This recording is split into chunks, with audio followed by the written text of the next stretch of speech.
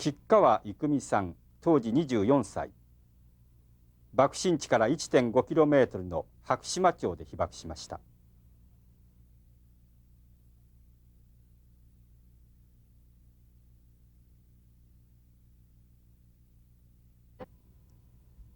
白島の自宅で吉川さんと共に被爆した夫の吉川清さんは原爆1号として知られた人です。戦後吉川さんは清さんと2人で原爆ドーム横で土産物の店を出しながら広島を訪れる人々に原爆の恐ろしさを訴え続けました。現在は亡くなった夫の遺志を継いで語り部として活動しています。私の家族は主人の父と主人と私の3人家族でございまして、住んでるところは爆心地から北に 1.5 キロの白島っていうところに住まいがございました。ほんで主人は広島の電鉄の本社に勤めておりまして、5日の夕方から防空当番に当たりましたので、5日の晩から6日の朝まで反対番の方と交代するまで電鉄の方で勤めてたわけでございます。で B29 の音がしましたので、また今朝も B29 が来てると思いまして、今日もまた通り過ぎていくのだと、そういう軽い考えでおりました。そして通り過ぎたと思いまして、その前に空襲警報があったんですけども、それも警戒警報になって警戒警報も解除になりまして、そしてその後ですね、私はですね、やれやれ空襲警報も警戒警報も解除になったから、洗濯物をちょっとして、そして干しとこうと思いましてね、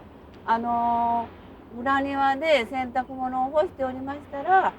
カーッと光りましたので、何であるかと思いました。でその時に主人が玄関に「ただいま」ってですね帰ってきまして、声は聞いたんですけども姿は見てなかったわけです。そして私はですね気を失ったんですね。そしてどのぐらい気を失ったか分かりませんけども、気が付いた時には後の爆風で柱やらですね、壁とかいうものが背中におぶかさって、そしてですねもうパチパチパチパチ周囲から火の音がしましたので、誰か助けて誰か助けてって、それでその声で主人が来まして、背中の柱とかいろんなものを取り除けてくれまして、引っ張り出してくれましたから、助かったんだと思うんです。そしてですね前の道まで出てみましたら、もう向かい側の家はですね、もう火がですね吹き出ておりました。ですからもう少し私がですね主人に引っ張り出してもらわなかったら焼け死んでたと思うんです。そして主人の背中を見ましたら、体を見ましたらね、主人はやはり首から腰までと両肘と両足とやけどして、で私はですねやけどしてるんですけども、その痛みを感じないんですね。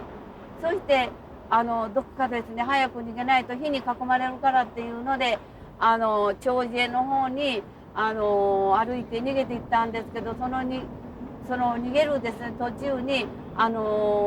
すれ違う人がですね全部焼けただれて、この世の本当ものとは思えないですね、本当もう幽霊のような状態で無言でですね、もう下を向いても痛いもう何にも言われないし、本当ですね静かなですね情景でした。そして逃げる途中に女の方がですね私に「すいませんけど目に木が刺さったのを抜いてもらえんでしょうか」って言われたんですけども、いかにでもですね私は目に刺さっている木をですね抜いてあげることができなかったです。そしてふとですね後ろを振り向いてみましたら、私のうちの真裏の子供がですね2人ほどついてきてるんです。でどうしたのって言いましたら、お母さんがいないので言ってですね言ったもんですから、じゃあ私たちについてきなさいということで4人でですね逃げていったわけなんです。でですね太田川のほとりに長寿園ってですね公園がございました。そこまで逃げればなんとかなるだろうと思いましてね、4人が逃げていったんです。ほんで父のことなどは全然ですね思わなかったわけです。父はですね後から聞けばご近所に話しに行ってたわけ。そして長寿園まで来ましたらね、なんとかで腰をかけて休めるところがあるじゃろうと思いまして行ったんですけども、もう負傷者でですねいっぱいなんですよ。足の踏み場もない。そしてですねちょっとですね桜の木のですね麓にですね二目と見られないようなですね人が腰をかけてるんですよ。それがですね父やったんです。で主人を見ましてね、父が清わしじゃがのわしじゃがのっていう、それ父とはですね分からないんですよ。全身やられとったもんですから。そしてですねそこでですね対面しましてね、そしてそうしてるうちに何とかして早く逃げないとここは危ないからってですね言ってるうちに飛行機が低空でですね飛んできました。そしてですね皆さんが機銃掃射されるかわからないから伏せなさいって言われるけども伏せるところがないんですよ。いっぱいの人でですね。9時半頃だったと思うんですけど空がですねにわかに曇って、そしてですね雷が鳴って黒い雨がですね大きな粒のですね雨が降り出しましてねびしょ濡れになったんです。それでここにいたら大変だから早くですね、私たちの白島のですね避難場所は西原の小学校になってたもんですから、そこへに逃げていこうということに相談しまして、さあ逃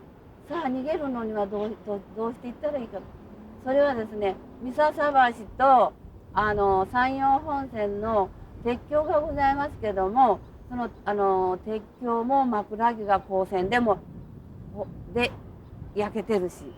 燃えてるですし、そして三笹橋も欄干が燃えてるですから、そこを通ってですね向こう岸にですね行くことができないんですね。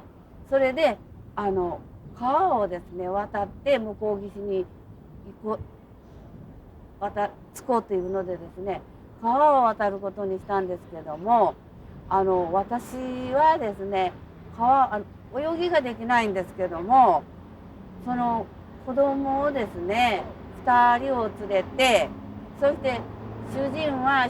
父を背負って川を渡って向こう岸に着いたんですけども、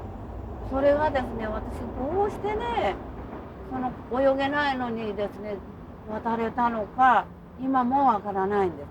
そして向こう岸に着いてやれ向こう岸やっと川も渡れて、でこれから西原の小学校に行くのにと思いましてね、そう言っておりましたらまたね飛行機が低空で飛んできましたの。それでまた機銃掃射されるんじゃないかというので、どっか避難場所がないかしらと思いましたら堤防の下にですね防空壕が一つあったんです。そこへですね避難しようというのでですね避難したんです。そしてですね主人の父がですね、もうわしはここへ一人残るからお前たち4人はですね早く西原の小学校へ行った方がいいからっていうものですから、心残りはしたんですけども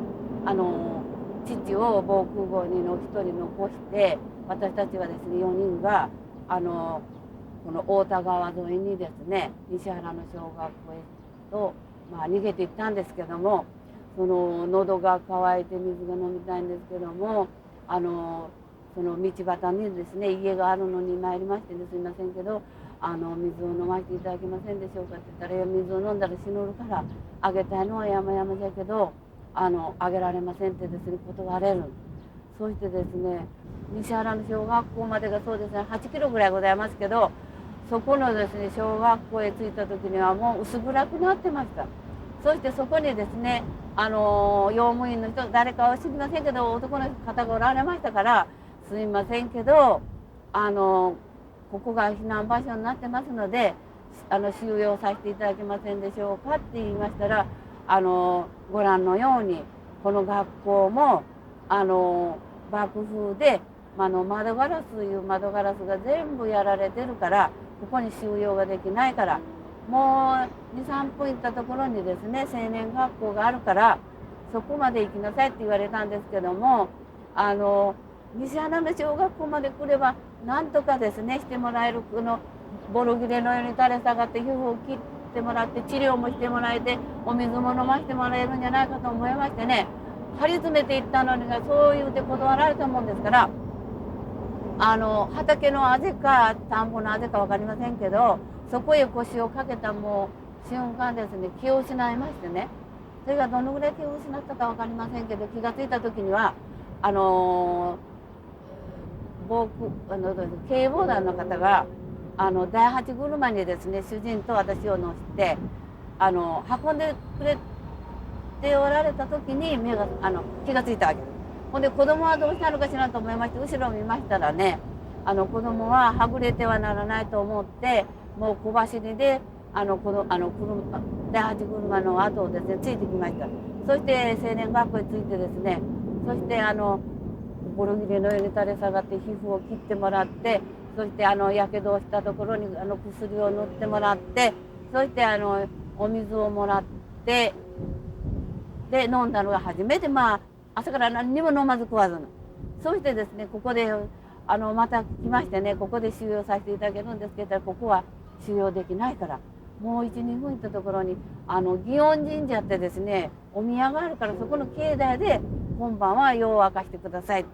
それでまたですねまた2、3分歩いていきまして、今も祇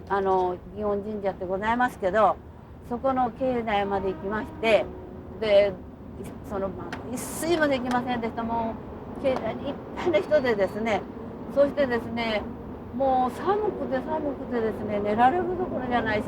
痛いし寒くて、そしたらですね真夜中に子供がですねおばちゃんおじちゃんその向こうのね角にお母さんのようなのがおる、じゃちょっと行ってみなさいって言いましたらですねお母さんでした。それであなた方はねじゃあお母さんと一緒に逃げなさいっていうことでお母さんに渡しましたので、一つ責任が逃れたわけです。そうして明くる朝ですね7日の朝トラックが2台ほど参りましてね、ほんでそこの境内の重症患者だけをですねトラックに乗せましてね、またですねはるかですね奥の20キロぐらい行ったところと思うんですけど、壁町というところの正円寺っていうお寺にですね運ばれましてね、そこのお寺は大きなお寺でしたけど、廊下からですねもう全部お御堂にですね本当もう足の踏み間がないほど収容されました。そしてですねもう痛いよ苦しいよ言うてですね大きな声でですねもうこの世の本当もう最後の叫びのようなもうですねその声が人にました。それがですね静かになったと思ったらですねもう死んだられるんですね。そういう状態がずっと続きましてね、そしてですね主人はやはり首から腰までと両肘と両足を焼いとるんです。それで敷布団の上にですねボロ切れを敷いてたんですけども、それではもう間に合わないんですよ。ですからお道が出ましてね、それで御座をね敷布団の上に敷きまして、そして御座の効果なんです。そしてですねドロドロにねござにいっぱい溜まってるのをですねお寺の前の小川で洗いましてね、それを乾かしてまた敷布団の上に敷くっていうですね、それはですね昼間はですね水を飲んだら死ぬるからって言われるから我慢するんですけども、夜になりましたらね死んでもいいから水を飲ませてくれってですね、一生日に2本ぐらい飲むんですから、それが全部道になって出るんですね。ですからねすっごくですね海が出るの。はい、それで40度の熱が出ましてね、大変だった。それの毎日の交換なの。はい、私もですねやはり40度からの熱が出て15日の終戦の日は分かりません。はい、そうしてですね10月の16日がこのお寺が解散になりましたので、そしたら今度は帰るところなのですからね、私のおじのうちに行きましてね、すみませんけど行くとこはないのでお願いできませんでしょうかって言いましたら、おじがですね今の時代に何にもないけどあるものをねみんなで分けようって食べればいいからって言って招いてくれたもんですから、そこでお世話になったんです。そしてだんだんですね寒くなるにつれてですねやけどがいったんです。やけどしたところきれいになってたんですけども、寒さが加わるに従ってですねだんだんですね肉が盛り上がってきた。それがケロイドなんですよね。21年の2月の8日の日に主人を連れて日赤に参りましてね、そしてその7月のですね初めに皆さんご存知と思うんですけど東大の鈴木正夫博士ってですね原爆の権威者の方なんですけども、その先生がアメリカのジャーナリスト科学者ですね一行41名をですね広島の原爆の視察に案内してこられて、その時にそれまでに鈴木先生もちょいちょい日赤来ておられましたので主人の体を見て知っておられるわけなんです。それで一行の人にですね日赤に菊がいうのがおるからいっぺんケロエドをね見たらどうか言われたんだろうと思うんです。で日赤に一行を案内されてこられましてね、それで重藤院長が菊川君今あんたも知ってる鈴木正夫博士がアメリカの一行ですねジャーナリストやら科学者やら40名ほど案内して今公会堂に来とられるから見せてやってくれないかって院長先生も随分難しそうに話しておられました。そしたら主人がですねいや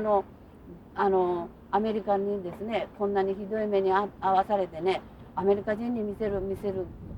いって見せる必要もない、いや反対じゃいうのでですね院長先生ともう言い合いしておりまして、ですけどそのうちに主人がですね考えたんだろうと思うんですけども、やっぱりこんなにひどい体にさせたアメリカ人にこういうですね体を見せるのも反省のためにいいからと思ったんだろうと思うんです。で3階に参りましてね、そして主人の体を見せたわけです。そしたらその一行の中の一人の方がですねアトミックボーンナンバーワンってですね言われたわけです。それでその国内の新聞社の方がですね原爆1号ってですね見出しで新聞に出されたわけなんです。それからは吉川いうよりも原爆1号それで日赤にですねアメリカ人がですね来ればその日赤の各世紀でですね吉川さんお客さんが来られましたから院長室まで来てください行ってみるとアメリカ人なの。そしてですね主人の意思も何ももう全然もう無視ですよ。院長先生の部屋へ行くとですね、パッとですね、もう看護婦さんが裸にしてですね、主人の背中を見せる。で主人はですね、よく言っておりました。わしは猿回しの猿にされているような醜いね体をね呼びつけられては見せられて情けない残念な言っておりました。そしてそこで日赤6年間入院しておりまして16回手術して、そしてですね26年の5月の5日にですね、男の節句の日に石炭箱2個と灯板をですね1枚借りましてね、そして先ほどの奥のところの場所にですね店を開いたわけです。でその時に売り上げはいくらあったか分かりませんけども、儲けが250円ございました。でその250円でですねお米を買ったりですねおかずのね材料を買ったりしてですね、本当もうお腹いっぱい食べたんです。で今も250円を忘れることができないです。250円があったから現在があるんだと思うんです。はい。そうしてそこでですね観光客の方やら修学旅行生の方にですね主人が体験談を話しておりましたけど、体験談だけではですね原爆の恐ろしさいうのをいくらどういう言葉を持ってお話ししてもわからないんですね。ですから主人がですねこれもまた思いついたんだと思うんですけど、やはり目を通して原爆の恐ろしさを訴えるのが一番だと、そう思ったんだと思う。それですから説明をした後にですね裸になって皆さんこの私の体をね見てください。でアメリカはこんなにねひどいことをするんですよ。私の体はこんなんで皆さん戦争は原爆はこんなに恐ろしいものだということをですね体のですね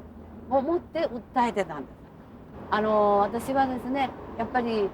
二度とですね広島長崎のような悲惨なことがあってはいけないしさしてはいけないし、そして今のですね若い人たちに私たちですねやっぱり原爆の恐ろしさを訴えて守ってあげる責任と義務と使命が私たちには残ってるんだと。でもうたくさんですね一瞬にしてですねたくさんの犠牲者が出たんですけども、こうして私たちですね死んでるはずのものがですね生き残ったということはまだですね何かやっぱりしなくてはならないことが残ってるから生き残ったんだと思うんです。それはやはりこの21世紀にかけてで、この地球がある限りですね水爆とか原爆とか核とかそういうですねもう戦争悲惨さというものがですね二度とこの地球上の上に繰り返されてはならない、そういう原爆の恐ろしさをですね知らない方にですね強くですね訴えて平和の尊さをですね知っていただきたい、そういうですね気持ちで訴えております。はい。